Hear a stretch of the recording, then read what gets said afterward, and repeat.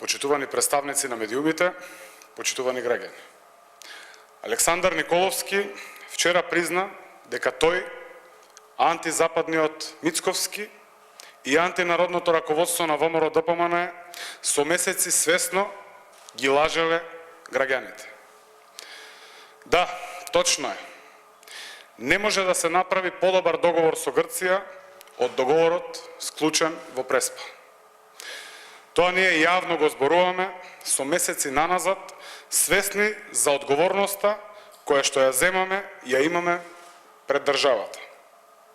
Од друга страна, со месеци наназад, Мицковски и антизападното раководство на ВМРО-ДПМН на калкулантски начин, крајно несериозно и неодговорно ги лажеа граѓаните.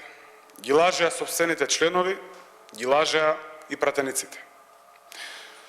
Она што сега го признава антизападното раководство на ВМРО-ДПМН на граѓаните, на пратениците, на јавноста им е одамна веќе познато. Договорот од Преспа го зајакнува и заштитува идентитетот и се отвараат перспективите за членство во Европската Унија и НАТО, што значи реализација на стратешкиот интерес на Македонија.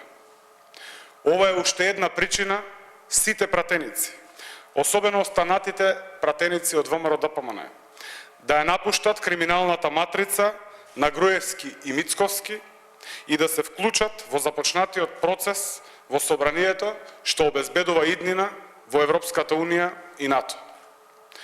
Сега кога текстот на амандманите на Уставот се подготвени, ги повикуваме сите пратеници и оние од ВМРО-ДПМН да ги поддржат.